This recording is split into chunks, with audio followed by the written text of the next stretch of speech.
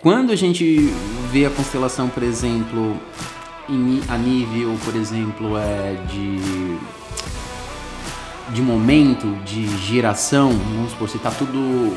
Eu digo, por exemplo, se a gente está gerenciando ali, se é uma constelação familiar, por exemplo, e aí a gente tem lá pai, mãe, irmãos, tios, tem toda ali a família, avós e tal, mas se tá todo mundo vivo, se é da mesma geração, se é uma coisa recente, não precisa ser muito gênio, né, para entender como que acontece essa questão, por exemplo, energética em família, como que acontece o conflito, né? Por pequenas coisas pode ter um conflito, e aí, de novo, da capacidade daquele que está tendo conflito em perdoar ou não, em relevar ou não, ele vai ficar mais magoado, ele vai guardar mais uma dor, e essa dor gera uma energia, para quem acredita em energia, e essa energia mexe com todo o campo, podíamos dizer, magnético, seria isso a palavra? Não.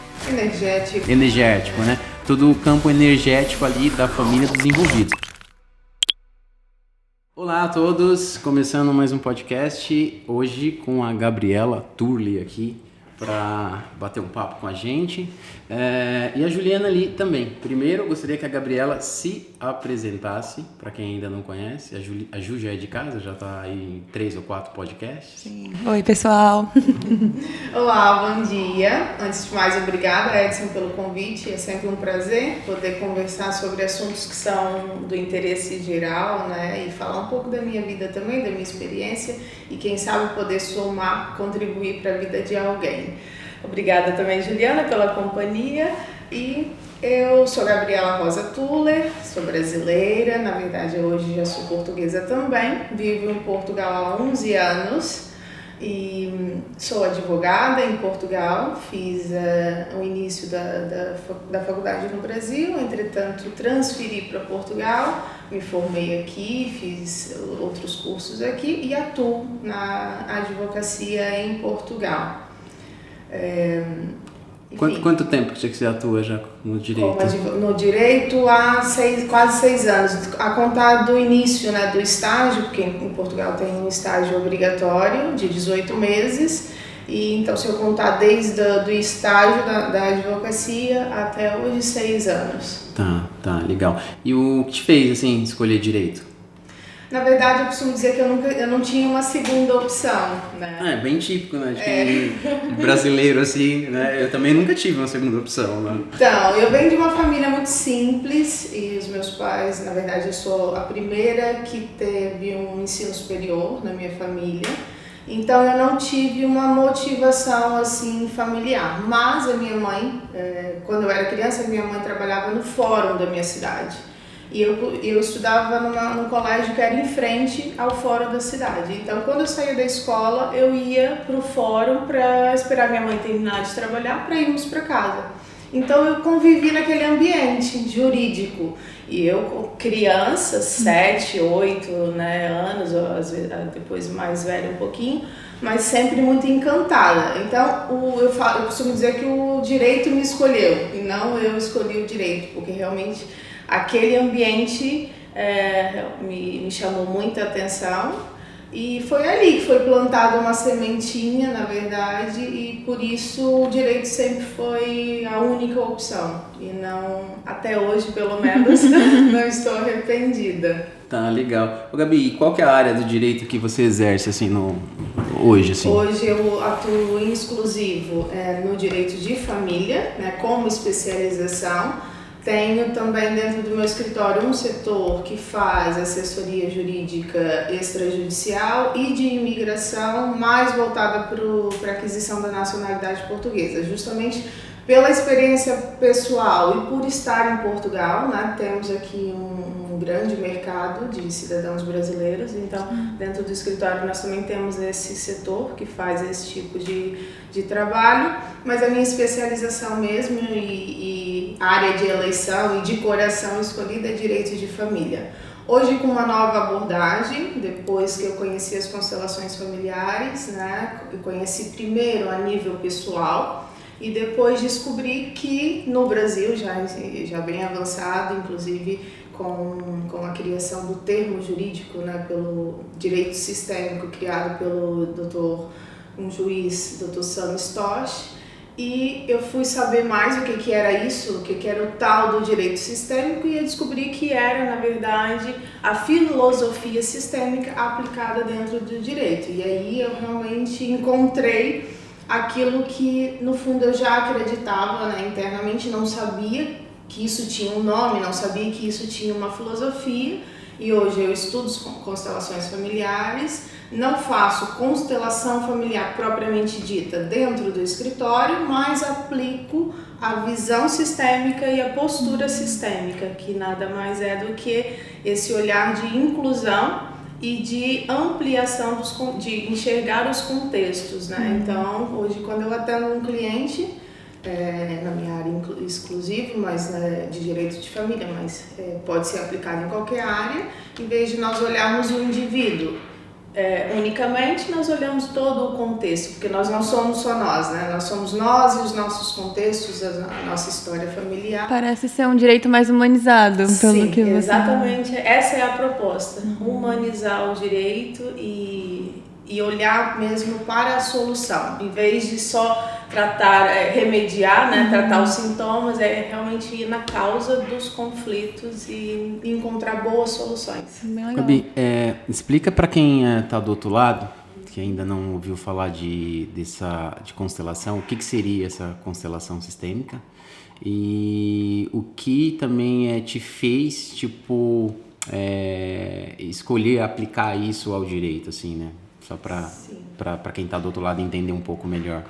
Então, na verdade, algumas pessoas chamam de terapia, isso ainda não é 100% definido, né? Eu não tenho necessariamente que dizer que a constelação sistêmica ou familiar é mesmo uma terapia. Porque às vezes a gente usa termos que são termos mais técnicos ou termos da psicologia e às vezes isso se confunde. Mas, na verdade, é uma ferramenta, é uma técnica, é uma filosofia de vida baseada, percebida, né, pelo Bert Hellinger, que foi um alemão, que foi o criador. Na verdade, ele não inventou, ele percebeu dinâmicas relacionais, onde havia, em determinado momento, uma repetição de alguns padrões, e ele foi percebendo aquilo e foi descodificando e criou uma metodologia, digamos assim, de observação, né? As constelações originais, ela é fenomenológica, né? O que significa que é um campo mais abstrato, que a ciência já começa a explicar, né? Não há um misticismo, porque lá está, já temos hoje a ciência avançando em estudos que comprovam o fenômeno, né? Mas hoje tem algumas já vertentes de constelações, tem a fenomenológica, tem as estruturais, enfim, hoje em dia já temos aqui um leque maior, mas inicialmente começou com Bert Hellinger. E as constelações, os três pilares são as três leis, que é o pertencimento, a ordem e o equilíbrio de troca, ou seja, o equilíbrio entre dar e receber. Então, essas três leis que fundamentam, que estão no pano de fundo de qualquer relação, seja ela familiar, organizacional ou outra, e todas as vezes que uma dessas leis são infringidas, né, são quebradas ou não são respeitadas, ele observou que havia um desequilíbrio que depois lá na frente, ou num descendente, ou até mesmo na própria relação, havia aí um desequilíbrio, um desajuste dessa relação. E o reconhecimento, o colocar na ordem, o equilibrar essa balança entre o dar e o receber trazia paz, trazia pacificação. Então, no fundo, observar o que está fora do lugar, o que está excluído, o que está em desarmonia, em desequilíbrio, e reorganizar, trazendo, enfim, uma harmonia para as relações. Basicamente, de forma muito resumida e dentro das minhas limitações, constelações seria isso. E a outra pergunta foi como é que eu... Qual que foi, assim, tipo, a ideia, o que te levou, tipo, você conectar isso ao direito e falar, beleza, eu quero isso. Você já tinha falado no começo que tinha sido por primeiro você conheceu a nível pessoal, né, para se conhecer um pouco melhor e tal.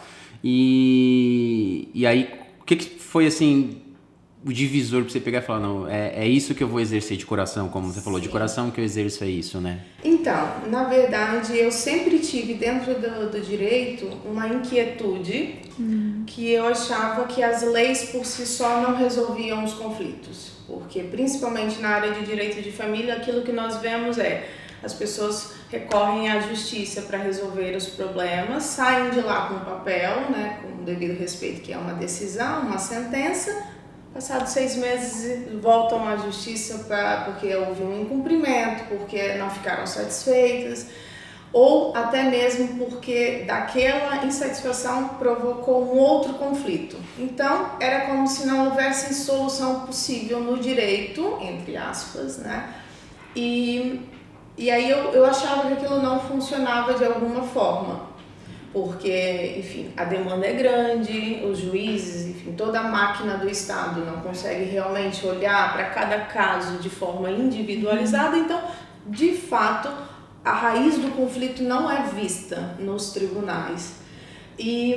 Só que aquilo, eu percebi desde sempre que aquilo se tratavam de questões relacionais, questões humanas, e que uma lei que é feita para todos não encaixa, né? Nós somos seres únicos e cada relação é muito particular. Então, só que eu não sabia que existia algo que eu pudesse fazer, enfim. Tentava encontrar soluções dentro do direito, tentava sempre promover a resolução de forma amigável, e quando eu conheci as constelações, que depois, logo após, eu vi que já estava sendo aplicada no direito no Brasil, eu falei assim, é isso, porque a proposta é exatamente essa, olhar para os conflitos de forma a encontrar verdadeiras soluções, atuar na causa e não só naquilo que está por cima do iceberg, né? Na ponta do iceberg, e mesmo mergulhar fundo para encontrarmos soluções que realmente resolvam a questão das pessoas. E aí eu comecei a investigar e descobri que não só as constelações, mas depois um leque de ferramentas contribuem, desde a PNL, comunicação não violenta, coaching, ou seja, tem várias ferramentas extra-direito, fora do direito, que hoje eu trago para o exercício da minha profissão, algumas ainda em formação, outras já consigo aplicá-las, que efetivamente contribuem para que as pessoas olhem para si, assumam o seu lugar de responsabilidade dentro do conflito, porque um conflito é feito por 2 pessoas, né? Então, logo, ambas têm a sua cota de responsabilidade. Então, a ideia é realmente exercer uma advocacia mais, digamos assim, mais humanizada em um primeiro momento, mas também que efetivamente contribua para que o cliente encontre, para que a pessoa encontre a sua própria solução, dentro daquilo que ela for capaz de alcançar como responsabilidade, né? E consciência. E, Gabi, como funciona uma sessão de constelação familiar? Você pode dar um exemplo fictício, não precisa ser nada que já aconteceu? Sim. Então, hoje em dia, como eu falei um pouco atrás, já temos aqui algumas possibilidades, né? Mas basicamente a constelação ou ela é fenomenológica presencial com representantes, ou ela pode ser também estrutural e com bonecos, né? No fundo, e ela pode ser presencial ou online. E online também pode ser com pessoas, e hoje já está mais do que provável que, enfim, não existem fronteiras, né? Nós somos seres relacionados, nós nos conectamos muitas vezes pelas histórias de vida, pela experiência, e no fundo a constelação, aquilo que acontece, vou dar um exemplo da presencial e da fenomenológica, é que o constelado, ele escolhe representantes. São pessoas, né, que estão ali dispostas e disponíveis para representar. Que ele não conhece, a pessoa não conhece. Pode conhecer ou não, não necessariamente tem que não conhecer, mas, por exemplo, já é possível fazer a constelação de forma oculta, em que, por exemplo, eu vou constelar e eu escolho o Edson para representar o meu pai, porque E depois a constelação, ela tem um tema, né? Então, claro. dentro daquele Mas é por causa da tema... idade, assim, que vamos escolher? Não. Você é bem mais jovem do que meu pai. Então, e eu posso não dizer ao Edson quem ele vai representar. Pronto. Ou então pode representar minha mãe, não tem uma questão de gênero. Sim. E aí, no fundo, eu dou uma permissão para que ele acesse também esse meu campo familiar, e essa fenomenologia, e ele começa a trazer as percepções dele. Então, no fundo, as constelações, o que nos traz é uma imagem. É como se fosse uma fotografia daquilo que está inconsciente. A constelação, ela não resolve vida de ninguém, não é milagre, como nenhuma terapia é, né? Mas no fundo o que ela traz é uma fotografia daquilo que você não consegue ainda enxergar. Então é uma expansão de consciência. Nós temos um tema, temos um conflito, não enxergamos a solução e começamos a desenhar, digamos assim, e os representantes. E a pessoa em conflito não está participando. Por exemplo, se eu for ser constelada e o conflito é com meu pai, ele não vai estar lá. Não é suposto? Não é suposto, sim, não é suposto. Sim, entendi. Até porque a constelação é nossa. É pessoal. Nunca é do outro. Por mais que eu vá constelar um tema que seja do meu pai ou da minha mãe, enfim, no meu casamento, no caso, uma relação, isso se trata sempre de nós. E aí entramos também naquele ponto da autorresponsabilidade. Que por sinal é o tema do podcast, é a autorresponsabilidade. A gente ainda não tinha falado disso. Gabi, eu vou falar algumas coisas aqui em cima da sua fala, né? Só tanto para eu entender, para quem está do outro lado também entender. Quando a gente vai assim, olhando assim para o tema, assim, para o assunto constelação, tem 3 questões. Uma é o percursor desse quem começou, qual que é o nome do alemão mesmo? Bert Hellinger. Hoje já falecido, ele faleceu em 2019. E se eu não me engano ele era psicólogo, né? Ele não era, ele teve várias formações, ele era psicanalista e dentre de outras linhas de conhecimento, psicólogo, ele já foi padre, estudou filosofia, teologia, mas não era psicólogo de formação. Era psicanalista. Era um visionário, né? Queria... Sim, sem dúvida. Tá. Sem dúvida. Mas isso, na época que ele começou a atuar com essa constelação, eu não tenho certeza disso, por isso que é uma pergunta, tá? Ele chegou a ter algum conflito, por exemplo, entre perder licença de psicanalista por conta de estar exercendo uma coisa que para aquele momento ainda não era validada, porque, por exemplo, a gente vive numa sociedade que é muito de validação, né? Sim. Então, se você põe alguma coisa, apresenta alguma coisa na mesa, se aquilo ainda não foi aceito por unanimidade, né? Então você tem sempre aquele grupo ali que vai tentar te caçar de algum jeito, né? Sim. Ele chegou a sofrer alguma coisa assim de fato? Você tem informação disso? Teve assim, o pessoal do contra? Ou quem é o pessoal do contra de hoje, se tem também, né? Sim, existe. Na verdade, não tenho conhecimento dele ter perdido ou ter sido proibido de exercer a terapia, até porque ele fazia bem no âmbito mais restrito e não tanto do prisma profissional, né? Porque as dinâmicas começam, né? As terapias, tudo começa e ainda não se sabe bem o que vai ser. Elas vão se desenvolvendo, né? Hoje as constelações são utilizadas como uma profissão, mas também tem pessoas que defendem que não é uma profissão, é uma abordagem, uma postura que pode ser aplicada em qualquer profissão, mas não como profissão exclusiva, né? Agora sim, por exemplo, em Portugal, a Ordem dos Psicólogos já se pronunciou, né, contra, porque no fundo, lá está, não tem ainda a comprovação científica de que A mais B aplicado a X número de participantes deu um denominador comum. Sim.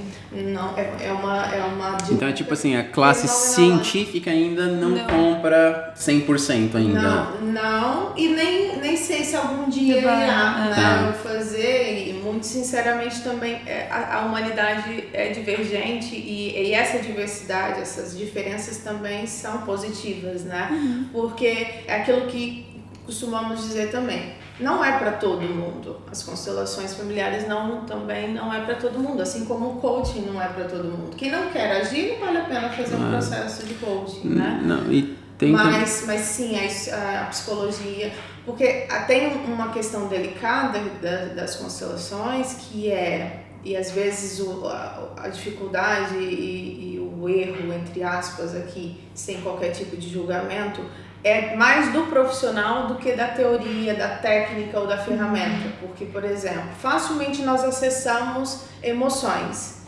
E a verdade um constelador não está preparado para lidar com emoções. Então, se o profissional não respeita os seus limites, realmente ele pode prejudicar, né, o cliente, a pessoa. Então, é preciso muita responsabilidade, né, e ir até onde é possível. Claro que um psicólogo que seja também constelador, ele domina, mas lá está, aí também tem aquela coisa da separação, né?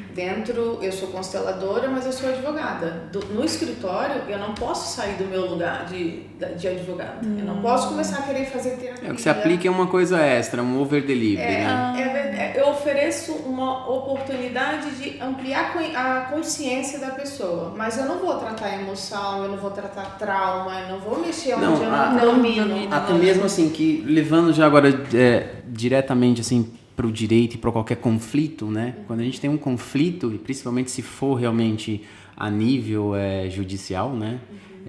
Onde duas partes ou dois grupos estejam ali com esse conflito, ele resolve a questão legal, né? A questão do que está no direito legal, mas ele não resolve a questão emocional, né? Sim. Então, principalmente para pessoas que acreditam em energia, é um karma ali, é uma energia ali que você já vai carregar, porque assim, se tem a chance, por exemplo, de ser resolvido, por exemplo, pacificamente, né, que seria realmente fazendo ali a gestão do conflito, tentando entender e chegando num acordo, porque quando chega num acordo, significa que é bom para os dois, então a chance, mas a chance, por exemplo, de ter essa resolução emocional também, sim, é muito maior, né? Sim, porque parece que chegar num nível legal é a última instância. Assim, porque né? se você está num conflito e se você entrou pro conflito é porque existe uma dor. Sim. E aí, se você perde, essa dor ela vai ser multiplicada. Claro.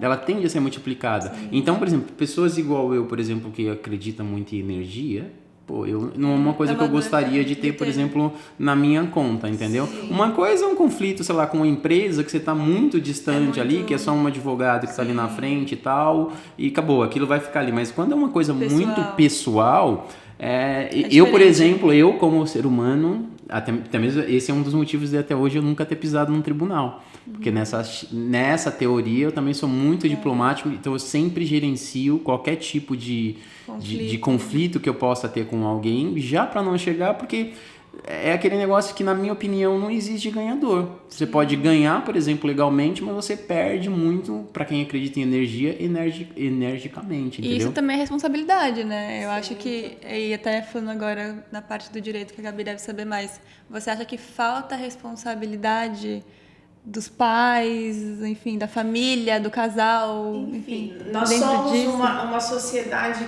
que assume pouco, né? Temos pouco ainda estamos desenvolvendo essa característica da autorresponsabilidade, porque se nós formos analisar, o conflito é inerente ao ser humano.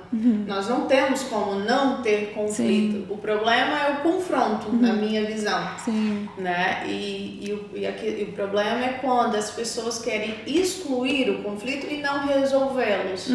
Então, uma justiça que realmente só aplica leis, ela não resolve o conflito. Ela resolve ali um processo, não necessariamente o conflito. Por isso que mais tarde ou as pessoas ficam insatisfeitas, dizem que a justiça não funciona, ou voltam ao tribunal para demandar novamente. É que é tipo tapar o sol com a peneira, não é? Tipo, tem um problema, a gente coloca ali um band-aid, mas no final a ferida fica aberta. Sem dúvida, uma solução construída do prisma da autorresponsabilidade de cada um dos envolvidos, independente do resultado ser melhor ou pior do que aquele que se alcançaria em tribunal, né? com certeza aumenta e muito as chances das pessoas ficarem satisfeitas e efetivamente resolver a questão e não voltarem a litigar sobre aquele mesmo assunto.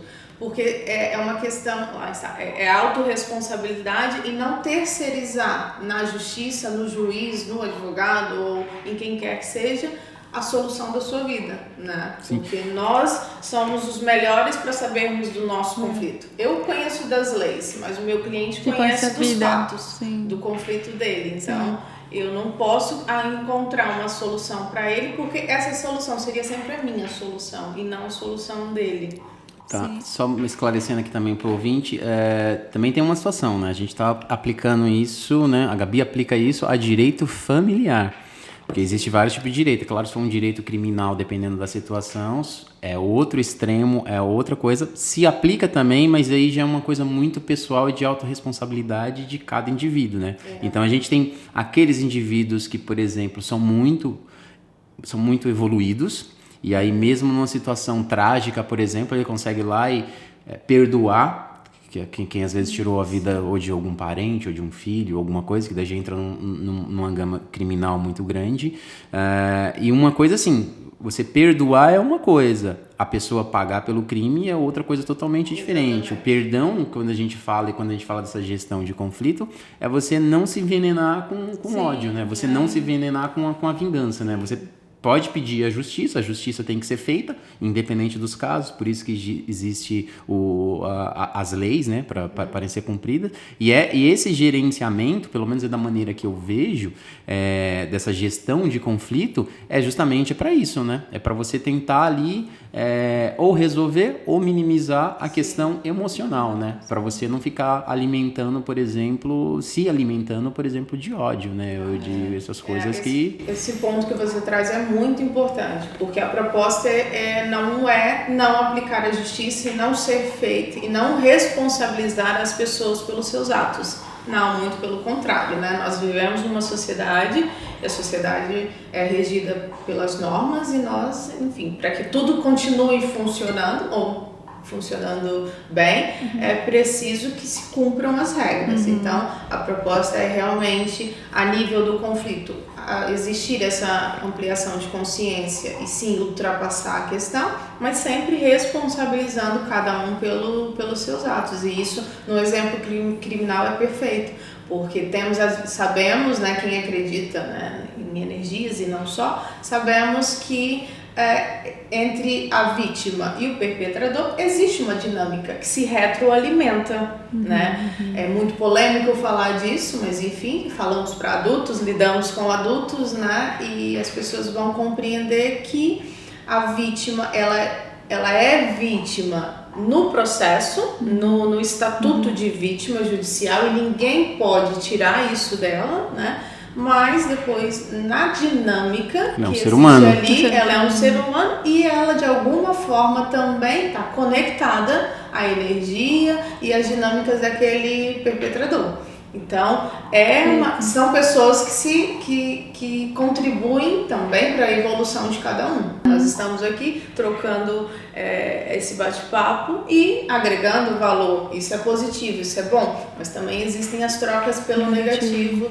Então, uma coisa não se confunde com a outra. Então, quando se fala do vitimismo ou da vitimização, ou não é uma questão de não reconhecer o estatuto processual jurídico de vítima, mas sim desse estado de vítima, que as pessoas às vezes ficam uma coisa assim, com zona de conforto, muitas vezes, infelizmente. Então, e o interessante nisso é assim, que isso vai muito de encontro assim realmente com o tema de hoje, que é autorresponsabilidade. Porque na verdade você pode ter tudo que você quer, se você estiver trabalhando ali, né? Você pode, quando eu digo, não é que você pode ter tudo. Se você está buscando alguma coisa, por exemplo, no caso dessa situação que a gente está exemplificando, que poderia ser um conflito judicial, independente da situação, se é com familiar, ou se é com vizinho, ou se é com um criminoso, com alguém que cometeu algum crime ali para algum membro da sua família, por exemplo. A situação ela é bem essa, né? Ela é alta responsabilidade, porque, por exemplo, a gente pode querer a justiça e tal, que é o que se deve sempre, né? Na minha opinião, se deve sempre buscar o que está na lei e tal. Às vezes até para trazer esse equilíbrio. Para trazer esse equilíbrio. Para o sistema. A autorresponsabilidade aí, ela é aplicada no que a pessoa alimenta dentro dela, né? Só que não aí, né? Em tudo, né? Na verdade, a ideia da autorresponsabilidade, então, é eu saber que, por exemplo, se eu estou alimentando ódio dentro de mim, se eu estiver fazendo, eu tenho que fazer de forma consciente. Então, primeiro eu tenho que me conscientizar, tenho que ser autorresponsável, tenho que ter a responsabilidade de entender que aquilo não me traz bons frutos. Sim. Isso seria a autorresponsabilidade para depois futuramente não ter o papel de vítima, né? Ou mesmo se vitimizar, embora tudo é válido, porque principalmente se a pessoa está passando por uma dor, né? Mas a ideia da autorresponsabilidade é isso, pelo menos é como eu vejo a situação, não, né? Não é não sentir, não é achar que não sente dor ou não... É simplesmente ter a consciência. Exatamente. Ter a consciência do que está acontecendo, o momento que está, o que aquilo traz para a pessoa, né? Então, se a gente falar, por exemplo, tem pessoas que é muito... Nem todo mundo é tão... já está nesse nível de evolução, por exemplo, pro perdão para simples coisas, entendeu? Então, tem gente que, por exemplo, por uma fechada de carro na rua, a pessoa fica com um dia estragado o dia inteiro, entendeu? E é energia. Pra gente que acredita em energia... A gente sabe como funcionam essas coisas, né? Agora, só voltando um pouco ali para uma das falas de novo ali para a constelação, quando a gente vê a constelação, por exemplo, a nível, por exemplo, de momento, de geração, vamos supor, se está tudo... Eu digo, por exemplo, se a gente está gerenciando ali, se é uma constelação familiar, por exemplo, e aí a gente tem lá pai, mãe, irmãos, tios, tem toda ali a família, avós e tal. Mas se tá todo mundo vivo, se é da mesma geração, se é uma coisa recente, não precisa ser muito gênio, né, para entender como que acontece essa questão, por exemplo, energética em família, como que acontece o conflito, né? Então aí, por exemplo, é uma coisa muito visível, né? Porque todos têm família, todos têm relação com algum ser humano e a gente sabe o quanto que é difícil às vezes se relacionar, por pequenas coisas pode ter um conflito e aí, de novo, da capacidade daquele que está tendo conflito em perdoar ou não, em relevar ou não, ele vai ficar mais magoado, ele vai guardar mais uma dor e essa dor gera uma energia, para quem acredita em energia, e essa energia mexe com todo o campo, podíamos dizer magnético, seria isso a palavra? Não. Energético, né? Todo o campo energético ali da família dos envolvidos. Então isso é muito fácil em identificar, visualizar e eu tenho certeza que do outro lado a maioria das pessoas ou já passaram ou ainda vão passar por isso em algum momento com algum familiar, mesmo que seja com um companheiro. Na verdade, o conflito ele é sempre nosso, né? Porque é a nossa perspectiva sobre... A nossa percepção daquele ponto. Exatamente, da nossa percepção daquele assunto, daquele tema. Não necessariamente aquele conflito é um conflito para minha mãe. Sim. Ou para o meu pai. Então, mas esse é o ponto, Nossa, Gabi. Isso é muito... Então, mas é exatamente... É esse ponto, mas ele conectado agora com a filosofia de constelação. Porque o que eu digo assim, é possível e é muito fácil enxergar dessa forma. E aí você colocou perfeitamente, né? Geralmente, por isso que é autorresponsabilidade e autoconhecimento, que é pra gente lidar com as nossas emoções, que é o que a gente traz pro outro. Sim. E às vezes não tá no outro, tá na gente, né? O que acontece nas constelações? Hoje, a própria ciência, né, através da epigenética, já provou que nós trazemos nas nossas células memórias Era essa a minha pergunta. Dos nossos ancestrais, até 7 gerações. Então, ainda que as pessoas que estão ali representando o nosso conflito estejam vivos, como o exemplo que você trouxe, eu posso estar reproduzindo uma dinâmica familiar de 3 gerações passadas. Porque dentro dos nossos genes, nós trazemos essas memórias. E muitas vezes estamos na repetição de padrão, e aí chamamos também dentro das constelações familiares de lealdades invisíveis, porque nós não nos damos conta, né? Porque às vezes são repetições de padrões muito práticas, às vezes o próprio divórcio. A avó se separou, depois a mãe se separou, ou às vezes pula uma geração e vem uma neta que tem, entre aspas, um casamento perfeito, mas dentro dela, ela tem um incômodo, tem algo que ela não se sente realizada. Por lealdade familiar àquela bisavó ou àquela tataravó, ela cria dinâmicas no seu dia a dia para alcançar um fim, que é o divórcio. A minha avó não pôde ser feliz, não foi feliz no casamento, eu também não me permito ser. Isso Claro é um negócio... que isso é Consciente, muito inconsciente, sim, profundo, ela não sabe muito disso. Inconsciente. Sim. E o que as constelações fazem? Traz essa imagem para que a pessoa tome consciência que agora é o tempo dela. Tá. Há um movimento de honrar os nossos ancestrais, mas há um movimento também de se permitir viver o seu tempo, a sua vida, a sua história, sem precisar sofrer pelos que já foram. E muita coisa, quando você traz para o consciente, você consegue realmente resolver. Sim, consciência ali. é tudo, Exato. né? Tá no subconsciente, você traz e fala, era isso, Então, em resumo, era essa exatamente a pergunta. Você respondeu e ficou bem claro. Porque, assim, é visível quando a gente vê na mesma geração, com pessoas que estão ali no nosso cotidiano, né? Mas como que a gente conseguiria ver isso para gerações? Então, fica em até 7 gerações. Até 7 gerações nós podemos reproduzir dinâmicas e podemos estar ali de alguma forma emaranhado, que é o que a gente chama nas Mas qual seria a palavra certa que a gente aplica isso? É energia ou já não é energia? É simplesmente, por exemplo, aquele gen que a gente consegue... Que daí seria uma coisa que a ciência um dia teria que tentar comprovar isso, né? Já tá, né? É herança genética, isso, não é isso? É uma da herança mesma genética. forma que nós herdamos também. Tá no DNA, é aquele negócio que a gente fala que tá no DNA. Exatamente. Tá. E a proposta é, eu tomo consciência e faço diferente, porque o primeiro passo da mudança é a consciência. É consciência, sim. Né? Tá. Isso pra tudo. Nossa, chegar em casa e fazer toda a árvore genealógica, Não. entender Muito todas legal, as relações da muito minha legal. família. Eu já vou condicionar a mesada dos meus filhos com eles fazendo, por exemplo, constelações. Vão ter que fazer constelação. Não tem como. Quer receber mesada, faz constelação. Só depois que você fizer todas as sessões de constelação. 7 gerações ali pra ver. Não, na verdade é importante também a gente liberar, né, as pessoas e dizer que há muito já quem faça isso, até quando as crianças estão dormindo, ou mesmo numa conversa consciente de dizer para eles que eles são livres para viver a história deles, que eles não precisam, porque isso vai entrando nessa mensagem e é verdadeiramente uma permissão. Eu te libero para você ser quem você é. Da mesma forma que a gente já não deve mais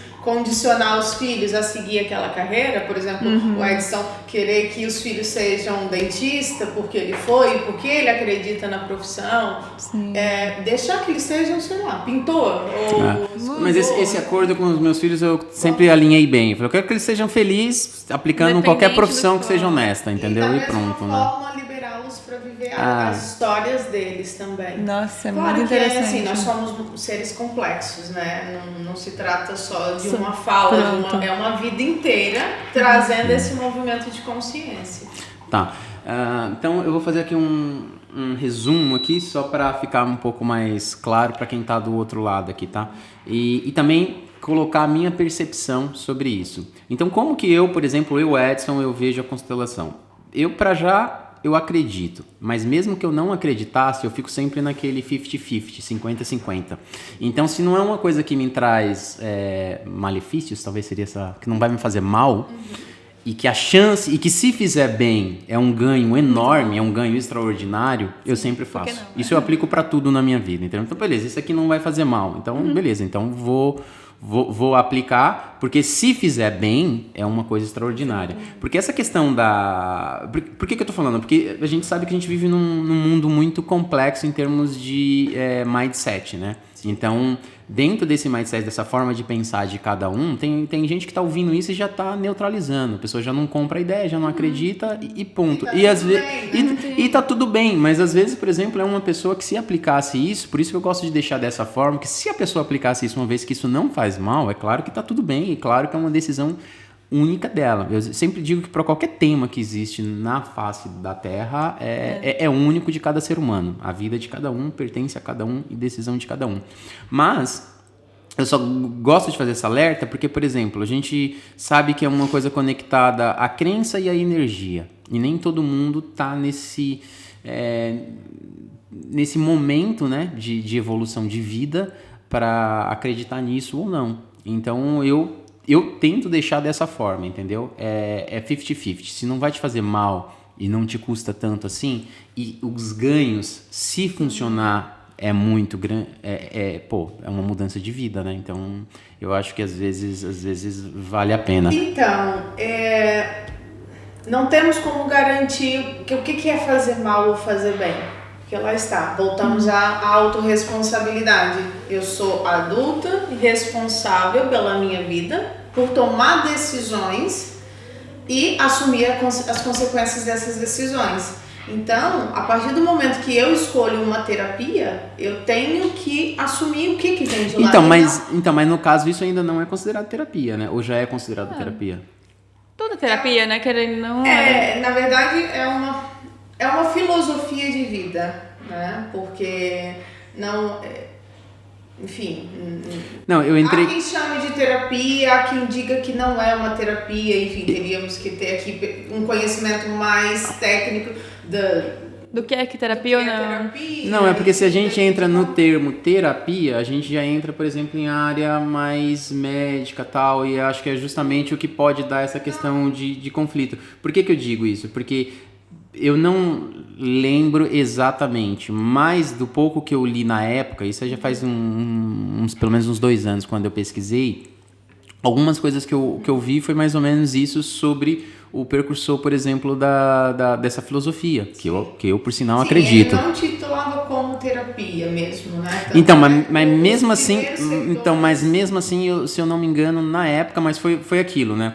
O que a gente sabe também que na nossa sociedade acontece, porque a gente já falou, às vezes às vezes a coisa tá no momento errado de evolução da sociedade, né? Então, hoje, por exemplo, como sociedade, a gente está muito mais expansivo, né? Então, a gente está com... A nossa crença hoje ela é muito mais expansiva do que quando foi criado isso, 40, 50 anos já, por aí. Com Bert Helling sim, né? Só que foi evoluindo nos anos 80 que realmente vieram...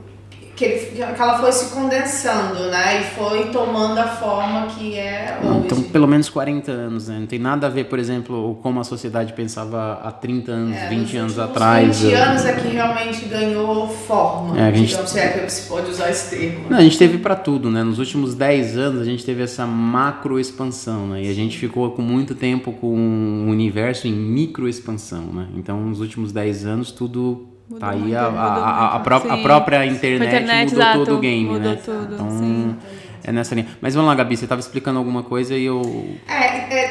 Enfim, vamos partir do princípio, então, que realmente não é uma terapia, mas ainda assim é uma metodologia, uma ferramenta da qual eu escolho para me auxiliar na expansão da minha consciência, né? Em que proporção que aquilo pode ou não fazer mal? Lá está. Aí entra a minha responsabilidade e do profissional que eu vou buscar. Porque realmente, se eu acessar emoções e esse profissional não estiver preparado para ou querer adentrar esse mundo, ele pode sim me prejudicar. Né? Porque mexer com emoções, mexer com traumas, com uma pessoa que não está preparada, né, capacitada para fazer isso, é perigoso para a minha saúde. Né? Então, sim, pode ser um risco, mas como tudo na vida, como andar na rua, né, enfim. As pessoas que têm que ter essa consciência. Mas assim, quem que eu busco como profissional e qual é a minha expectativa em relação àquilo também. A expectativa. Não, vai total na autorresponsabilidade. Mas só que se vai nessa linha de fazer mal, tá fazendo um mal no bom sentido porque tá resolvendo um conflito. Então é porque funcionou. Porque quando eu digo naquela de fazer mal... eles falam, quando a pessoa sai com raiva é porque funcionou. É porque funcionou, né? Sim, igual de conforto, que às vezes de confortável não há nada, né? Porque normalmente o que acontece, isso é até um exemplo daquilo que falávamos atrás das vítimas, né? Do estado de vitimismo. Há um ganho secundário. As pessoas ficam naquele lugar, naquela situação, porque de alguma forma estão ganhando por outro lado. Então, se prejudicam porque também, enfim, há um outro ganho. Então, essa questão da autorresponsabilidade enfim, é fundamental, porque realmente A pessoa que escolhe, por exemplo, fazer constelação é como eu disse há pouco, constelação não é para todo mundo. Assim como nenhuma outra ferramenta, nenhuma outra terapia é para todo mundo. Nós somos seres únicos e nos conectamos por ressonância, por exemplo. Eu não tenho ressonância com o tarô, mas tenho com a astrologia, né? Então, acredito, funciona para mim. Enfim, ajudou-me imenso no meu processo de autoconhecimento. O tarô não tem conexão, então não faz sentido eu buscar uma sessão de cartas de tarô. E com a constelação é exatamente a mesma coisa. Se eu não acredito, se eu acho que aquilo não faz sentido, não pode me ajudar, não tem porquê. Agora, se eu acredito, ou pelo menos se eu quero dar uma oportunidade, convém que eu vá aberta para receber. E aí a probabilidade de me fazer mal também é pequena na medida em que eu, responsável do meu lugar de adulto, pego para mim aquilo que me serve e excluo aquilo que não me serve. Né? Essa colocação que você colocou é perfeita, porque é mais ou menos naquilo que eu falei, mas quando eu digo, por exemplo, 50-50, por exemplo, entre não acreditar e acreditar, é porque você tá tipo em cima do muro. Então eu deixo que pode ser, como pode não ser. Só que eu prefiro pular pro lado do muro do sim. E aí eu fiz a decisão. Então aí quando eu fiz a decisão, você tem que acreditar. Porque assim, isso é pra tudo na vida. É pra tudo na vida. Exatamente. Se você começar qualquer coisa sem acreditar, não vai dar certo. Entendeu? Não tem nada assim que sem acreditar não vai dar certo. Entendeu? Então é a base, né? E sair também desse lugar de ilusão infantil, porque é mesmo um estado infantil da pessoa acreditar que a vida vai dar sempre bem, vai correr sempre bem e que tudo vai vir ao encontro das suas expectativas, né? Então, se eu vou para uma sessão de terapia tradicional, convencional, achando que a minha psicóloga vai ser perfeita, vai ser perfeita, se encaixar. Aquilo que ela me disser vai ser o encaixe e a solução perfeita da minha vida, e que a partir dali nunca mais eu vou me decepcionar. É uma postura e é uma ideia muito infantil da vida, porque a vida real é isso. Dias bons, dias ruins. É exatamente isso. A decisão é assumir riscos. É exatamente isso. A autorresponsabilidade é simplesmente isso. Você saber assim que você ganha e você perde, ponto, e não tem como ganhar sempre. E quando eu digo ganhar, não é tirar vantagem do outro ou ganhar alguma coisa de alguém, é ganhar com a gente mesmo, né? Porque o que eu costumo dizer muito é assim que a nossa competição diária é com nós mesmos, né? Porque a gente tem que, assim, o nosso maior inimigo somos nós mesmos, né?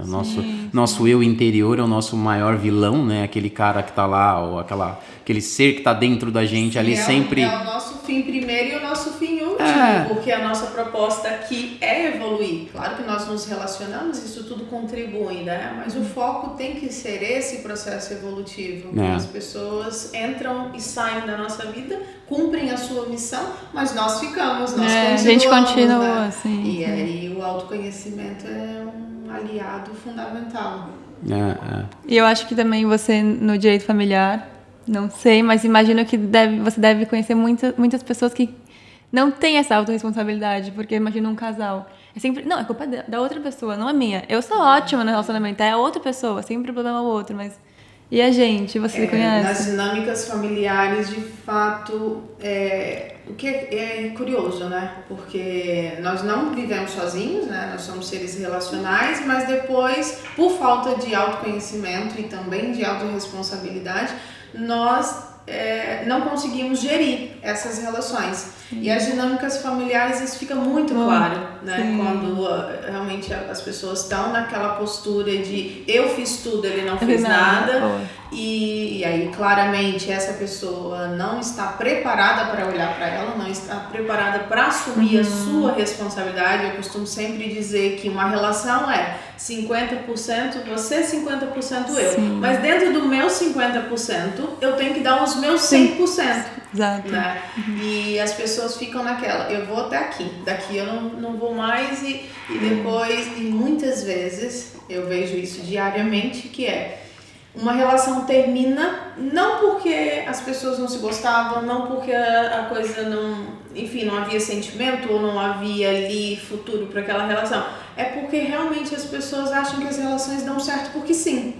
deixam de nutrir aquela É um metáfora trabalho, do jardim, sim. né? É trabalho. De sim. estar ali regando todos os dias e acham que... É ter sua responsabilidade no relacionamento também, né? E dar seu Responsabilidade, trabalho e ter a exato. responsabilidade desse trabalho de se relacionar. Que não vai ser assim, vou dormir e acordar com a pessoa e vai ser equipe, sempre né? ótimo. É uma equipe Sim. e o importante acho que o que eu digo é sempre, é fundamental que as pessoas estejam olhando para o mesmo sentido, para o mesmo lado. Legal. Obviamente temos que manter a nossa individualidade, né? Os nossos projetos e sonhos pessoais, mas o parceiro, a parceira de vida tem que, para já olhar para o mesmo horizonte, né? Caminhar junto e depois se apoiarem, né? E dentro é equilibrar pratos, como se costuma dizer. Sim. E a autorresponsabilidade daquilo que eu posso fazer, desse meu máximo, desse meu melhor, para que aquilo funcione, continue funcionando, com a certeza de que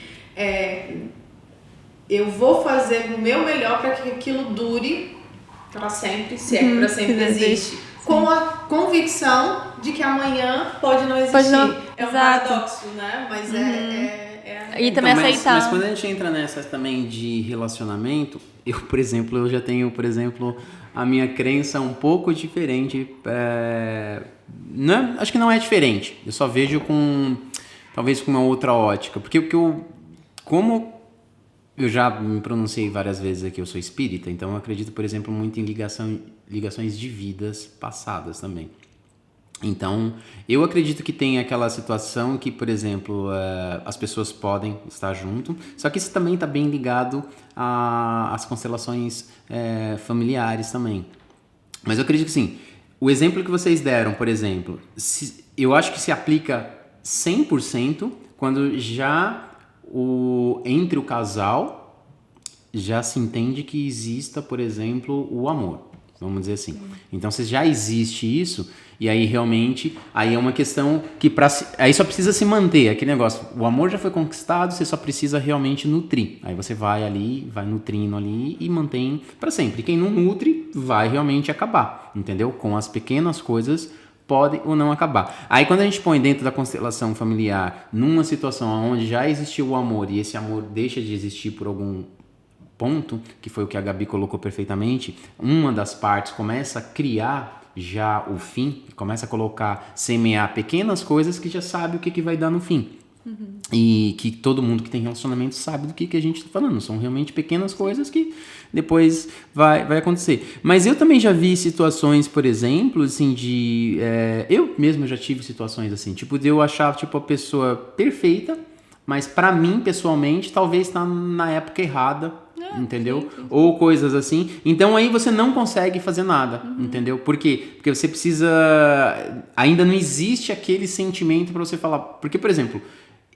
quando eu vejo relacionamento, e principalmente na situação que está hoje, a visão que eu tenho, por exemplo, sobre isso, todo mundo, inconscientemente, está à procura de achar o tal do amor, entendeu?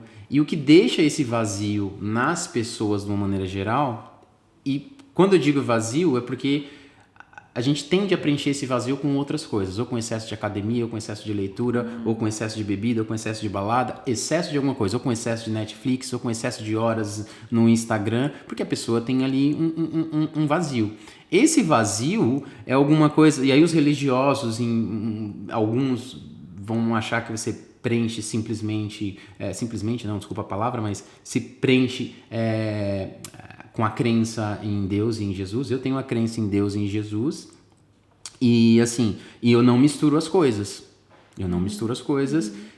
Quando eu falo, por exemplo, desse vazio. Esse vazio, quando eu digo assim, e muita gente, por exemplo, sai de um relacionamento porque a pessoa tem esse vazio. Mesmo a pessoa sendo muito amada. Porque não importa que ela seja amada, o que importa para ela, que às vezes ela não sabe, ou ele, ou qualquer uma das situações, é que esse vazio, na verdade, às vezes é o amor. Aí tem gente que quer preencher, por exemplo, com um amor próprio, entendeu? E o amor próprio é necessário para todo mundo. Mas o amor próprio, eu não acredito que o amor próprio preencha esse vazio. Porque... Na minha crença, por exemplo, como ser humanos, assim, a gente nasce para realmente ter um relacionamento com alguém. E aí nesse relacionamento que a gente vai ter com alguém, é quem te preenche de uma maneira que, tipo, te dá paz. Pelo menos é da maneira que eu vejo, entendeu? Pode não ser o melhor parceiro ou a melhor parceira, mas te preenche, te dá paz. E aí você pode ter aquela outra situação que ela não te preenche esse vazio, mas é que ela é uma baita de uma parceira, um baita de um parceiro. E aí tem pessoas que conseguem viver muito bem sem esse preenchimento, entendeu? Desse vazio, porque é a coisa mais clara e mais comum que você vê. Você vê, foi o exemplo que a Gabi deu. Então você tem várias óticas sobre isso, né? Então a pessoa tá passando ali, por exemplo, ela tá num relacionamento excelente, com um parceiro ou parceira excelente, entendeu? Assim que tá legal, tal, os conflitos são mínimos, porque sempre vai existir um pouco. Mas ela não tá feliz, ou ele não tá feliz. Isso é uma coisa... Mas você tem falado 2 pontos, né? Primeiro, do vazio e do relacionamento e do amor. O que eu vejo sobre isso todo mundo tem um vazio que eu acho que ele pode ser preenchido... Ou que você falou, muita gente procurando o amor próprio, mas eu acho que é mais autoconhecimento. Porque o relacionamento não vai te preencher. E se você procurar um relacionamento que só vai ser baseado no amor, menos ainda, porque o amor não vai sustentar. O relacionamento é tão complicado que, beleza, eu amo meu namorado, mas tem dia que eu falo, meu Deus do céu, o que essa pessoa tá fazendo aqui? Vai ficar gravado isso aí, hein, Ju? Vai ficar gravado, hein? Não Marcelo, tem mais volta. eu te amo. Mas... Não, mas a questão mas a questão não é essa. A questão, assim, você já tem a pessoa que tem, por exemplo, todos ali... você tem uma pessoa que você olha e você fala, pô, pra mim essa pessoa é perfeita, mas falta alguma coisa. Você não consegue ficar, ninguém consegue sempre ficar. Vai faltar, sempre vai faltar. Nada preenche esse vazio, né? Dentro da linha ainda das constelações familiares, nós temos um autor que vivo e ainda aqui, de Espanha, aqui do lado, que é o Juan Garriga. Ele é terapeuta familiar, enfim, constelador. E ele tem um livro que ele fala só sobre relacionamentos. E se formos falar de relacionamentos aqui, é um leque, né, gigantesco. Não, é que eu tô tentando pegar o patrocínio do Tinder, entendeu? Por isso que a ideia... Todo dia eu tô tentando colocar um pouquinho aqui de relacionamentos e tal, pra ver se a gente... É sério, não? Vocês estão dando risada? Vocês não estão acreditando? Já tá tudo... Pode ter. Eu fiz uma pesquisa, o que tá mais em alta, entendeu? E a gente tá indo nessa linha aí, né? Então esse autor, o Juan Garriga, ele tem um livro que, por sinal, eu recomendo muito. É um livro fino, mas muito profundo, que se chama Onde Estão as Moedas? E a história desse livro, só dando spoiler aqui um pouquinho, é que a nossa fonte da vida são os nossos pais. E aí eu vou buscar também um pouco a filosofia sistêmica para falar disso, né? A nossa origem é isso. No fundo, a nossa missão de vida, de uma forma geral, é servir, é passar a vida adiante. E nós podemos passar a vida adiante de algumas formas, né? Uma delas é tendo filhos, né? E sendo essa corrente, esse rio que realmente dê frutos. Ou, por exemplo, através do nosso servir mesmo, profissional, de propósito, enfim. E o problema é que muitas vezes nós renegamos essa história. E quando eu falo renegar pai e mãe, eu não estou dizendo que nós temos que ter uma relação perfeita de amor, porque nós sabemos que cada dinâmica familiar tem as suas complexidades. Claro, se eu falar de um plano espiritual, temos um acordo. Eu também acredito nos acordos que nós fazemos antes de vir para cá enquanto alma. Mas agora falando mais dessa perspectiva terrena, né, digamos assim, eu estou aqui porque o meu pai e minha mãe quiseram, né? E quando eu falo querer, você dar o seu sim de várias formas, porque se nós formos olhar a biologia e a medicina, nós vamos entender a complexidade que é a vida humana. Tudo precisa dar muito certo para que uma criança nasça, para que um espermatozoide seja fecundo, enfim. Então, há um sim dos nossos pais. Então, é esse honrar, esse reconhecimento e esse tomar a vida que veio dos pais. E a consciência e a autorresponsabilidade de que é suficiente, né? Eu nasci, eu cresci, eu não passei fome, né? Ou pelo menos não morri de fome. Há pessoas que passam fome, mas pelo menos eu não morri de fome. Hoje eu sou adulta e eu faço por mim. E o que acontece é que muitas vezes nós estamos virados para trás reivindicando dos nossos pais aquilo que nós acreditamos que eles deveriam nos ter dado. Só que nós não fazemos isso diretamente, nós fazemos isso através da nossa relação, cobrando do namorado, cobrando do patrão, um comportamento que é do pai, cobrando, enfim, do trânsito na rua. Transferindo para uma outra. Exatamente, tentando buscar em terceiros esse preenchimento que no fundo é falta de pai e mãe, falta de vida, de aceitação. Mas essa é a aqui. base tanto da psicologia, eu acho, quanto da astrologia, né? Se eu não me engano. As duas, não da astrologia, não dá pra colocar da astrologia, mas a psicologia... Psicanálise, principalmente, fala muito disso. Mas tem uma situação que, assim, isso também é de maneira muito inconsciente, né? Porque conscientemente a pessoa não sabe o que está acontecendo, né? Ainda bem que você falou que vale ressalvar aqui que, assim, eu não falo isso também do prisma de que é fácil para todos nós, porque eu também, todos os dias, estou presa nas minhas dinâmicas, é mesmo de um prisma inconsciente.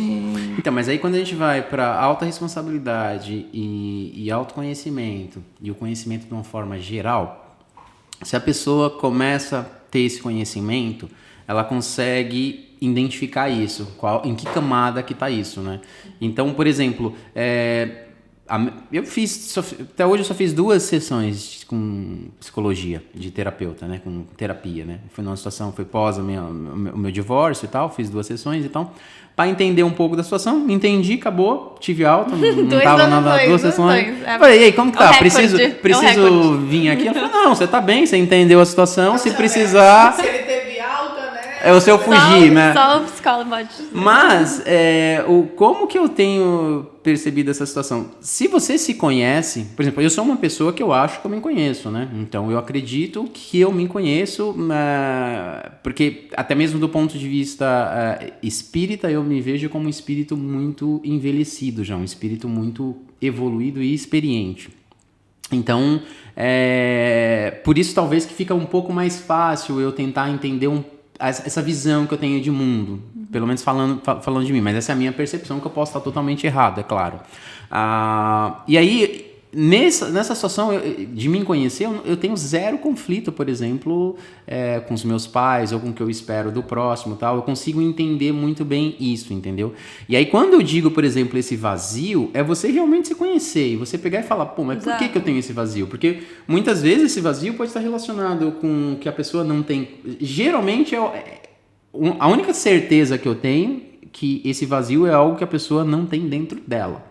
E aí a diferença é que tem um grupo de pessoas, né? Não é todos, né? Então, geralmente é quem ainda não tem o conhecimento tal do assunto, que ele vai projetar isso no outro. Que daí pode estar consciente ou inconsciente, né? Que daí ele vai projetar no outro. E aí as camadas, se a gente for colocar, aí a gente, tem antropologia, tem psicologia, tem um monte de outras coisas para explicar isso daí, né? O conhecimento ajuda, né? E quando eu falo essa questão de olhar para os pais e tomar a vida dos pais, é exatamente tomar a nossa vida. Porque não se trata também de colocar aqui o pai e a mãe e continuar uma criança, não. É tomar essa vida e buscar a autorresponsabilidade.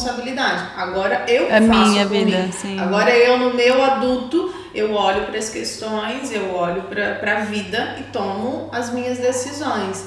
E isso é um estado que, enfim, nós estamos caminhando para isso, mas não é infelizmente ainda a realidade da maior parte das pessoas, né? Mas sim, é um caminho.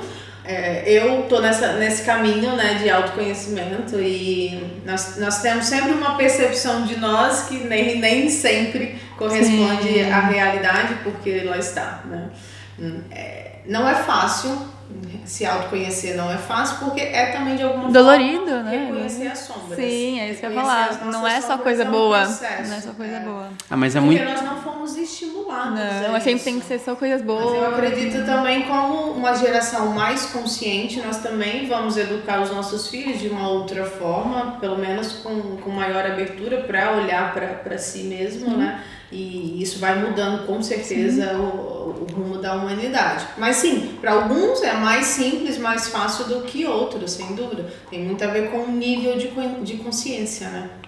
Com certeza. E eu acho que o autoconhecimento também é um livro sem fim, assim. A gente vai indo e vai, e vai, e vai, e vai. Por sinal, tá muito gostoso o podcast de hoje, né? Tá muito legal, dá vontade de ficar aí, Fica, a gente pode falar. Depois a gente joga na mão do Nelson, falar, divide isso aí em 3, aí põe 1, 2, 3. Parte 1, parte 2, parte 3. Até porque uma fase nos prepara para outra, né? Por isso que é eterno esse é verdade. Mas assim, o bom disso é que sim, eu percebo que para algumas pessoas realmente é difícil, e aí eu vou de novo naquele ponto, né? É porque não tá na época, não tá no ponto da pessoa, não tá na época de evolução, não tá no seu tempo de evolução, né? Mas, dentro do que a gente tá falando, que é autorresponsabilidade, quando a gente linka isso com autoconhecimento, assim, praticamente todos os livros que eu li, que seja referente a sucesso, todos os autores também que eu conheço, que seja referente a sucesso, e que o sucesso, claro, a gente vai ter um podcast só para falar de novo de sucesso, porque tem várias vertentes aí do sucesso, que sucesso é subjetivo, né? Mas geralmente todos estão na mesma linha. Então todos estão na mesma linha da autorresponsabilidade, de você entender que você é o diretor da sua vida, né? Você dirige a sua vida, você não se vitimizar, porque quando você tem esse autoconhecimento e a autorresponsabilidade, você para de se vitimizar, entendeu? Você não... você entende ali o que é a sua responsabilidade, né? E isso que seria a coisa, assim, eu acho que isso até... é uma coisa bonita, né? E o legal de se dizer também, pegando um pouco o gancho do teu raciocínio, é também trazer um pouco para as pessoas que não é alcançar um estado de perfeição, porque o perfeito está acabado, né? Mas é a consciência desse lugar, até mesmo esse lugar de vítima, né? Porque, enfim, dentro daquilo que nós estudamos também, dentro da filosofia sistêmica, nós estudamos o triângulo de Kaplan, que é as 3 posições que possivelmente todos nós triangulamos, alternamos, que é o salvador, a vítima e o perpetrador. Então, não é que eu nunca mais vou ser vítima na vida, não. Sim. É aquela capacidade de, olha, nesse assunto eu acho que eu tô me vitimizando e conseguir sair desse lugar. Ok, acorda, vai pro seu adulto, sai desse estado, porque aqui é rasteira. Como se não dizer corre, né, Bino, que é cilada. Então, é essa consciência de você conseguir chamar a razão e mudar, e sair desse estado. Porque, enfim, os nossos desafios são constantes e o autoconhecimento vem em nosso auxílio para isso, né? Para termos a capacidade e ferramentas para nos transitar nisso. Claro que assim, que dentro dessa linha, quando a gente fala vitimismo, por exemplo, a gente está falando de... existe situações e situações. Tem situações que a pessoa é vítima e ponto. E não tem problema, que a pessoa não tem culpa nenhuma, né? Sim. Se a Acho pessoa... Mas também até sair dessa situação, entender que é vítima, ter esse momento de processar e de realmente se colocar, de sofrer, de falar, não, eu fui uma vítima, enfim... E depois sair, porque às vezes é o que você falou. Mas até mesmo que eu acho que também vítima disso. E vitimismo são situações diferentes, né? Então a pessoa ser vítima é uma coisa que é tipo real, né? Aconteceu um negócio real, né? Ou a pessoa foi assaltada, ou foi, sei lá, violentada, alguma coisa, então acabou. É uma vítima e o negócio vai numa outra camada, né? E o vitimismo, a gente tá falando naquelas situações realmente... pequenas, mas de conflito ou com nós mesmos, né? Ou com alguém que esteja envolvido, né? Alimentar aquele estado, né? E às vezes nós fazemos isso no outro. Nós alimentamos, que é essa postura do salvador, né? Na advocacia isso fica muito claro.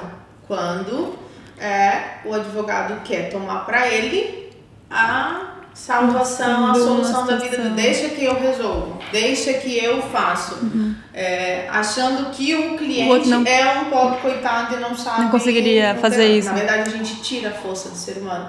E aqui a sua fala também me puxou para uma outra questão que é muito importante, que é a empatia com o momento do outro, né? Reconhecer que cada um tem o seu tempo, tem o seu nível de consciência e realmente contribuir, mas respeitando o tempo, o espaço e principalmente a vontade, porque às vezes a pessoa simplesmente não quer lidar com aquilo, não quer resolver. Ela até tem consciência de que ela tá Tem que no doer. vitimismo, mas ela não quer sair. Não tá no tempo dela pra aquilo, e aí, né? tá tudo Deixa. bem, respeito, porque... Porque tentar forçar só causa mais conflito, né? Nós não mudamos ninguém, Sim, né? sim. É um trabalho árduo, mudarmos nós mesmos e tentar querer mudar o outro é uma ação em vão, porque realmente não funciona. Então, esse estado de empatia para com o outro também Sim, é importante. fundamental.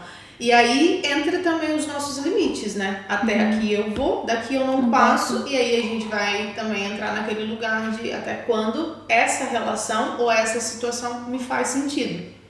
Lógico. E isso fica muito claro nos casamentos, nas relações, porque às vezes um avançou e o outro não tá no momento. Então tem um time ali que, ok, eu espero, eu vejo como a relação evolui, Se não... né? E muitas vezes há mesmo a separação, porque lá está, já as pessoas já não olham mais para o mesmo lugar. Horizonte. E o autoconhecimento ajuda muito a saber esse momento e aceitar esse momento, né? Porque às vezes as pessoas não se aceitar conhecem. ou não, né? Aceitar ou não, né? Exato. Porque, é claro, porque assim, se tiver duas pessoas, a chance, por exemplo, da evolução ser, por exemplo, igual é mínima, né? Isso é muito difícil, entendeu? Sim. Então, ou um vai muito à frente ou um vai muito atrás, né? Mas muito páreo. Se for num compasso, ok. Se for pro mesmo lugar, olhando pro mesmo lugar, ok. Acho que quando começa a ficar duas pessoas... Não, assim, isso não tem, eu acho que não tem nenhum problema, porque assim, isso vai acontecer, no relacionamento isso vai acontecer, seja com quem for, entendeu? Mesmo entre amigos, né? Você tem aquele grupo de amigos, aí um voa e o outro ficou ali mais na zona de conforto, não é que ele ficou para trás, ficou talvez na zona de conforto, entendeu? Mas aí que tá, né? Até que ponto nós também, porque assim, o ser humano por natureza é egoísta, né? Nós temos uma coisa da individualidade, de olhar para nós, e, enfim, há pessoas mais, outras menos, né? Tem pessoas que se doam muito e se autoanulam. E dentro de uma relação, porque uma coisa é se nós estivermos falando da nossa vida exclusivamente, outra coisa é se nós estivermos falando de uma relação. Uma relação é feita de 3 membros, né? Ou mais, dependendo da...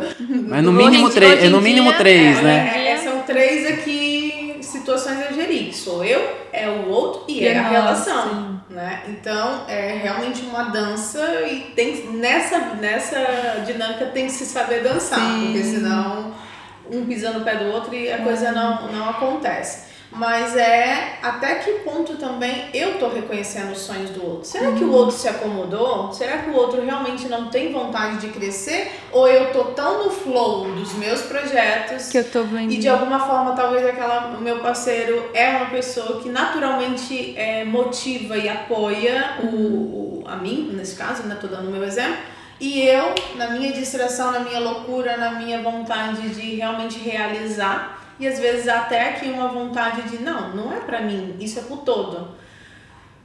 Ou seja, é complexo cada caso é um caso, mas vale a reflexão nesse lugar. Não, e a palavra é essa mesmo, né? É uma loucura, né? Cada um dentro da sua caixinha de loucura. No final das contas é isso, né? Mas então, só pra concluir essa parte, assim, não tem problema nenhum, por exemplo, um avançar e o outro ficar estagnado ou ficar pra trás, desde que seja comum acordo, desde que tenha ali a autorresponsabilidade. Não, as duas responsabilidades, né? Quem tá ficou porque escolheu, entendeu? Não porque não teve opção, entendeu?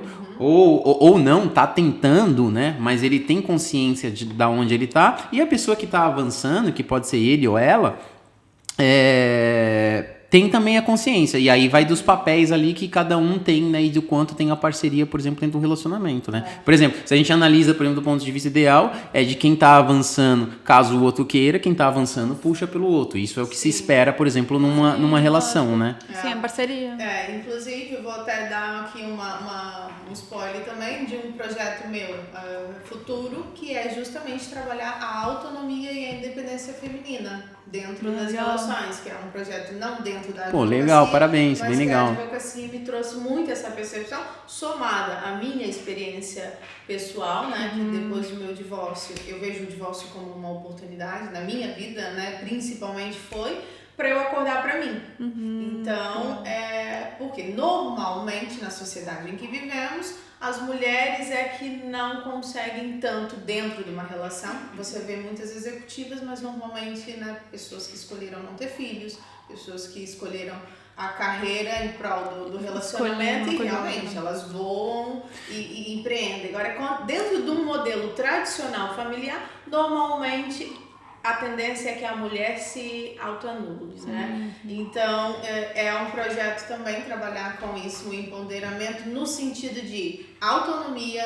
emocional, financeira e independência, para que isso seja equilibrado. Ok, uma fase da vida, por exemplo, a maternidade, é nítido que a mulher tem ali um período em que a carreira vai ficar para segundo ou para terceiro plano, ou vai mesmo não, e que tá tudo bem, né? Se a pessoa escolheu, é o ideal. O problema é que isso é uma coisa imposta, né? O que não cabe mais para hoje é coisas impostas, exatamente, né? Mas que de alguma forma aquela mulher se conheça o suficiente para saber que é temporário e que depois aquele tempo ela vai se trabalhar para ela se retomar. É que a gente entraria, seus projetos, a sua vida. É que a gente entraria num tema um pouco mais delicado, porque na verdade, na real, como eu vejo isso, assim, que daí esse projeto seu vai ser excelente, você já começou bem nisso, porque o que acontece?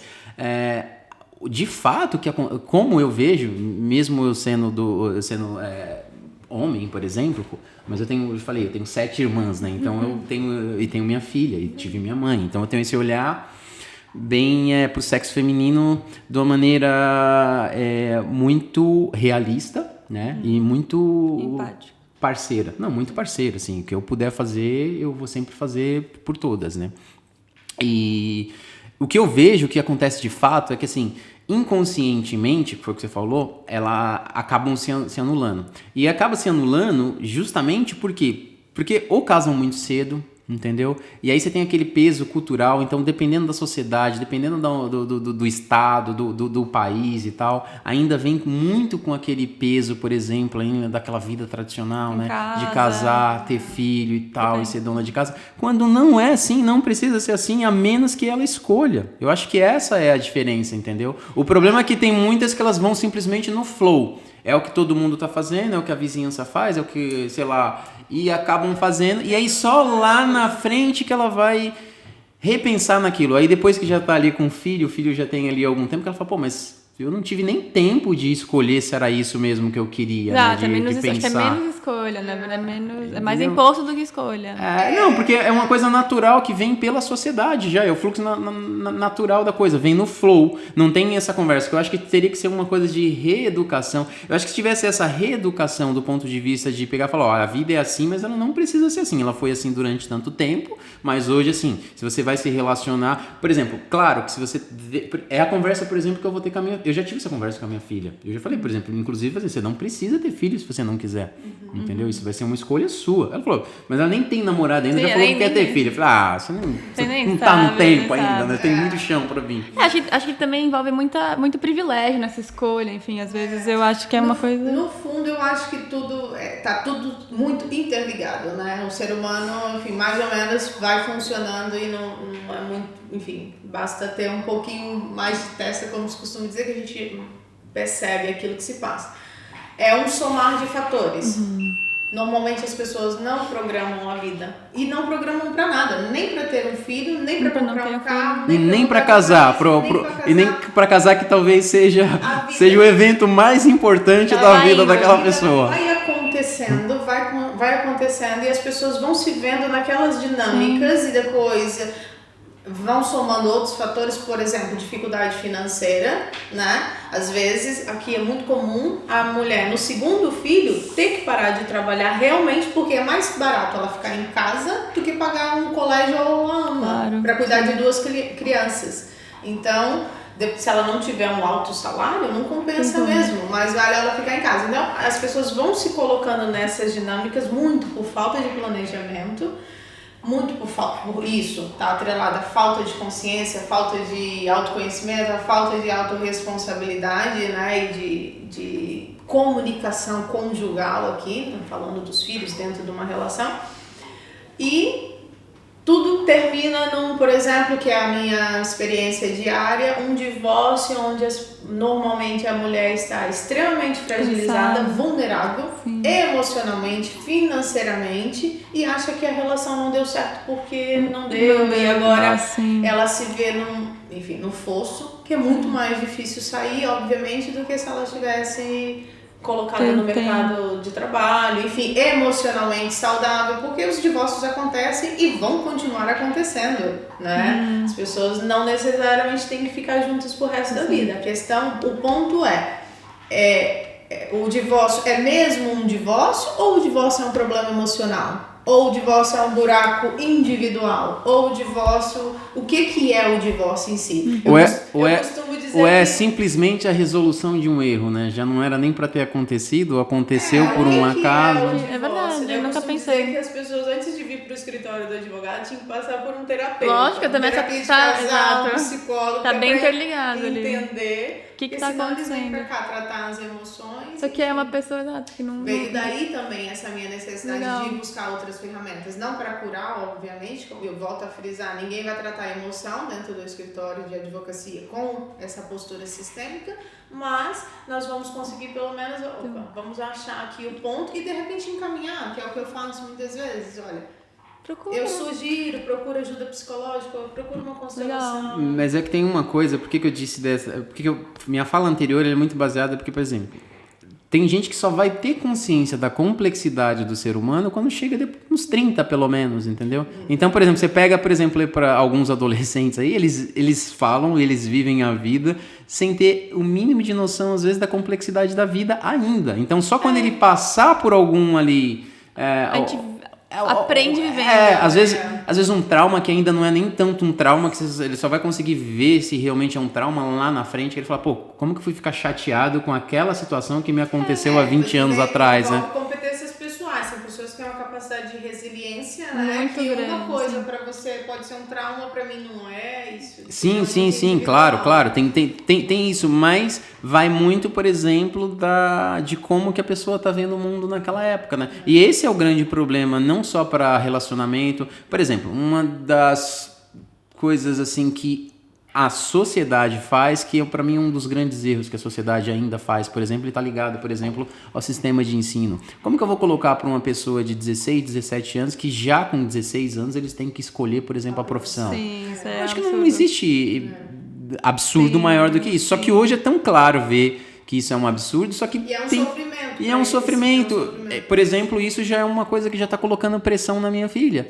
E eu falei para ela, não, você não precisa escolher nada. Ela falou, não, mas eu tenho que escolher. Eu falei, você não tem que fazer nada. Eu falei, não, eu sou o pai falando, você não tem que fazer nada. Ah, mas a escola exige, não sei o quê, porque eu já tenho que escolher se eu vou fazer isso. Eu falei, então beleza, então vamos fazer. Já que é assim, você vê mais ou menos, tenta se conhecer, o que você acha que você gostaria de fazer, vai eliminando ali o que você acha que você não quer fazer, e tudo bem. E se você chegar daqui 3 anos e você... Você vai chegar num lugar de aptidão. Não necessariamente que escolha. Não, e não precisa escolher. O acordo que eu tenho, por exemplo, com eles, eu falei assim, vocês conseguem os números para entrar na faculdade, depois que vocês tiverem o número, a escolha é de vocês. Vocês querem fazer faculdade ou não. Vocês nunca vão ser obrigados a fazer faculdade. Sim. Agora, o que eu não quero é, beleza, não, eu não quero fazer faculdade, então eu não vou estudar. Não, você estuda, consegue a colocação falando, beleza, ó, eu entrei na faculdade, mas eu não quero fazer. Então, beleza, então aí eu respeito, entendeu? Então eu vou nessa linha, né? Gente, o papo tá bom, mas tudo tem um fim. Tá, foi muito bom mesmo. Ju, tem alguma coisa que você quer complementar? Não, acho que no final a gente sempre cai no autoconhecimento. Em todos os assuntos que a gente está tendo no podcast, no final é autoconhecimento para tudo. Eu acho que esse também foi bem voltado a isso. É sempre a ideia. Também é bom que fica uma marca também do nosso podcast, né? E você, Gabi? Sem dúvida, eu acho que o autoconhecimento é a base do indivíduo, né? E o indivíduo forma a sociedade. Então, eu acho que o olhar é esse, já dizia Mahatma Gandhi, né? Seja a mudança que você quer ser no mundo. Eu acredito muito nessa frase, muito nessa filosofia, acho que é mesmo uma forma de estar na vida. Então, para mim, depois que eu descobri o tal do autoconhecimento, né, hoje em dia muito falado, se tornou mesmo presente na minha vida e é o que eu busco, evoluir sempre. Não, e é libertador, para muita gente isso é libertador. A pessoa realmente sai da caixinha ali, né? Então, por mais que aqui nós tenhamos abordado aqui vários assuntos, né? Eu consegui também trazer um pouquinho do que é o meu trabalho, do que é a minha história de vida. Acho que fica mesmo esse autoconhecimento, a autorresponsabilidade também andam juntos, né? Tá ali diretamente atrelado. Então, para mim é isso. A mensagem é essa. Fico disponível também para qualquer dúvida. Obrigada, Gabi, pela presença. Obrigado, Gabi. Bom, espero que vocês tenham gostado. Então, um abraço a todos e até o próximo podcast. Muito obrigado.